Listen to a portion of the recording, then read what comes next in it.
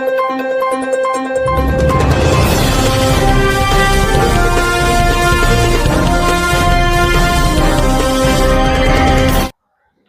Welcome to Telangana Q9 టీవీకి స్వాగతం. బెల్లంపల్లి నియోజకవర్గంలోని రాళ్లపేట చాకపల్లి గ్రామంలో ముడిమడుగుల శంకర్ ఆధ్వర్యంలో ITDA నిధుల ద్వారా 17 కోట్ల రూపాయల వ్యయంతో బీటీ రోడ్లు, డాంబర్ రోడ్డు నిర్మాణ కార్యక్రమం, చాకపల్లిలో అంబేద్కర్ విగ్రహావిష్కరణ కార్యక్రమానికి ముఖ్య అతిథులుగా విచ్చేసిన మాదిరి సీతక్క, పెద్దపల్లి ఎంపీ గడ్డం వంశీ, నియోజకవర్గ ఎమ్మెల్యే గడ్డం వినోద్, ఎమ్మెల్సీ విఠల్ పాల్గొనడం జరిగింది. మంత్రి సీతక్క మాట్లాడుతూ అంబేద్కర్ రచించినటువంటి రాజ్యాంగం చేతనే సమాజంలో ప్రతి ఒక్కరూ స్వేచ్ఛ జీవితాన్ని కొనసాగిస్తున్నారు. మొన్నటి కాలంతో పోల్చుకుంటే ఇప్పుడు ఉన్న వివిధ హోదాలను అనుభవిస్తున్నారని, ఇదంతా భారత రాజ్యాంగ నైపుణ్యమే అని కొనియాడారు. ఎమ్మెల్యే గడ్డం వినోద్ మాట్లాడుతూ డాక్టర్ బిఆర్ అంబేద్కర్కు కాకా వెంకటస్వామి ఉన్న సమ్మతాన్ని తమ యొక్క అంబేద్కర్ కళాశాల యందు విద్యార్థులకు ఉచిత విద్యను అందించిన ఘనత కాకా వెంకటస్వామిది అని కొనియాడారు. ఈ కార్యక్రమంలో దళిత సంఘాల నాయకులు, కార్యకర్తలు, గ్రామ ప్రజలు అధిక సంఖ్యలో పాల్గొన్నారు. అంబేద్కర్ గారిని ఇక్కడ ప్రతిష్ఠింప చేసినందుకు వారిని ప్రత్యేకంగా అభినందిస్తా ఉన్నాం. ఇలా ప్రతి ఒక్కరు కూడా స్ఫూర్తిదాతలను ముందు పెట్టాలి.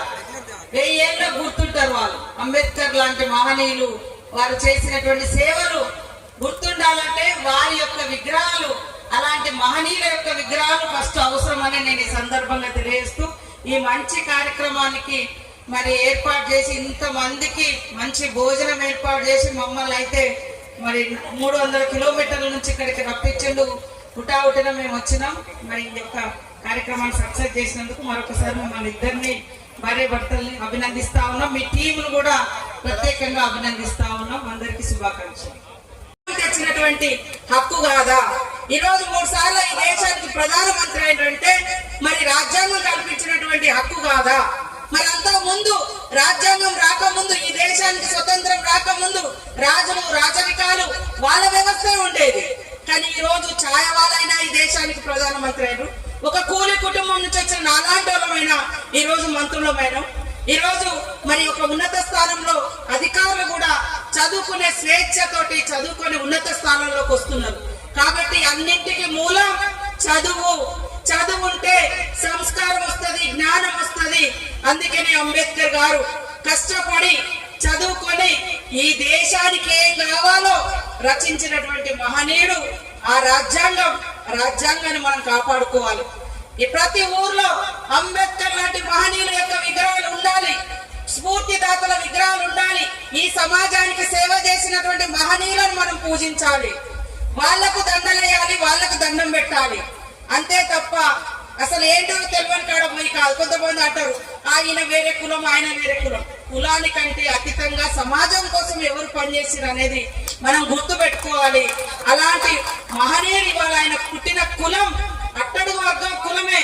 కానీ అందరి భారతదేశం ఔన్నత్యాన్ని ప్రపంచానికి చాటి చెప్పే విధంగా చదువుకొని, అణిచివేతను అనుభవించి చదువుకొని మరి ఈరోజు ఐకాన్ ఆఫ్ నాలెడ్జ్ అనే విధంగా ఆయన ఎదిగిండు. కాబట్టి మన పిల్లలందరికీ కూడా చదువు, సంస్కారం, సమాజం కోసం ఆలోచించే విధానం నేర్పియాలి. ఈరోజు శంకర్ గారు సొంతంగా ఉద్యోగం చేసుకుంటున్నాడు. నాకెందుకులే అనుకోలే. ఇవాళ అంబేద్కర్ లాంటి మహనీయుల మూలంగా నేను చదువుకొని ఉద్యోగంలోకి వచ్చిన.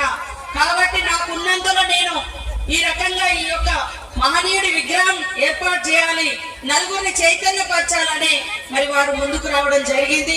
వారి యొక్క కృషిని అభినందిస్తూ మా నేతకాని సంఘం సోదరులందరూ కూడా ఇక్కడికి ములుగు నుంచి కానీ ఇక్కడ నుంచి కానీ చాలా మంది ఇక్కడ అందరు ఉన్నారు.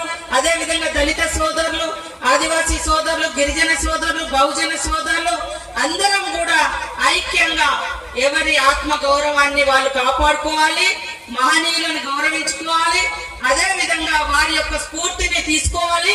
అంతిమంగా అందరము అట్టడుగు వర్గాలందరూ ఐక్యంగా ఉండి ఆత్మ గౌరవంతో ఈ అణచబడ్డ వర్గాల అభ్యున్నతి కోసం ప్రతి ఒక్కరూ కూడా కృషి చేయాలని ఈ సందర్భంగా కోరుకుంటూ, మరి వివిధ దూర ప్రాంతాల నుంచి ఇక్కడికి అశేషంగా వచ్చినటువంటి మా అక్కలకు, అన్నలకు, తమ్ములకు అందరికీ కూడా హృదయపూర్వకంగా ధన్యవాదాలు తెలియజేస్తూ, అంబేద్కర్ గారి స్ఫూర్తి, అంబేద్కర్ గారి ఫోటో మన ఇళ్లలో తప్పకుండా ఉండాల్సిందే అని ఈ సందర్భంగా తెలియజేస్తూ మీ అందరికీ పేరు పేరున నమస్కారాలు, ధన్యవాదాలు.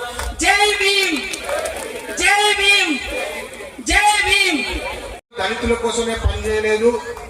మీ అందరికీ తెలుసు, ఈ దేశంలో ప్రతి వాడు అంబేద్కర్ గారు చేసిన కృషి మీద ఈరోజు మనం ముందుకెళ్తున్నామని ఈ సందర్భంగా గుర్తించాలి. ఆర్టికల్స్ 14, 15, 16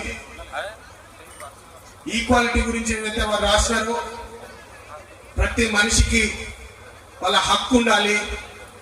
ఇప్పుడే ఇంతకుముందు శంకర్ గారు కూడా చెప్పినారు, కార్మికులకు 12 అవర్స్ కాదు, రోజుకి 8 గంటలే పని చేయాలా. 8 గంటల ట్యాప్ ఏదైతే పెట్టిందో అది ఫస్ట్ 72 సంవత్సరాల ముందు అంబేద్కర్ గారు పెట్టినారని చెప్పి ఈ సందర్భంగా గుర్తు చేసుకోవడం చాలా అవసరం. అదేవిధంగా సీతక్క గారు ఉన్నారు, ఇక్కడ చాలా మంది అమ్మలు ఉన్నారు, అవ్వలు ఉన్నారు, మహిళలు ఉన్నారు.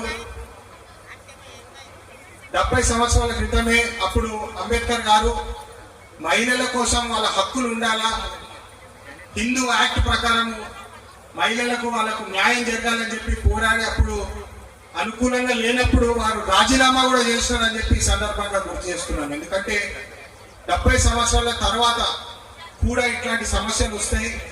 ఆ ముందు చూపుతోటి మనం రాజ్యాంగంలో వారికి రైట్స్ ఏదైతే ఈక్వాలిటీ బేస్డ్ వాళ్ళ హక్కులు ఉన్నాయో అవి మనం అప్పుడే ఆలోచించి పెడదామని చెప్పి ఏదైతే వారి ఆలోచన గొప్ప ఆలోచన ఉన్నదో దాన్ని ఈరోజు గుర్తు చేసుకుంటూ, ఎక్కువ సమయం లేదు, మళ్ళీ సీతక్క గారికి నెక్స్ట్ ప్రోగ్రామ్ కూడా ఉన్నాయని చెప్పి ఒక ముఖ్యమైన విషయం చెప్పి ముగిస్తాను.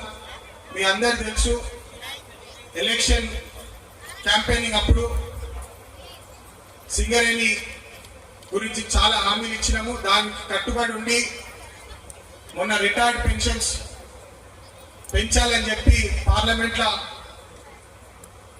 పోరాడి మరి వాటి మీద 20 రూపాయలు టన్ను పెంచాలని చెప్పి ఒత్తిడి తెచ్చి వారు అది ఆర్డర్ ఇవ్వడం జరిగింది. అది త్వరలోనే రిటైర్డ్ కార్మికులకు ఏదైతే ఉన్నదో పెన్షన్లు పెంచే అవకాశం ఉంటుంది, పెంచుతారని చెప్పి ఈ సందర్భంగా గుర్తు చేస్తున్నాను.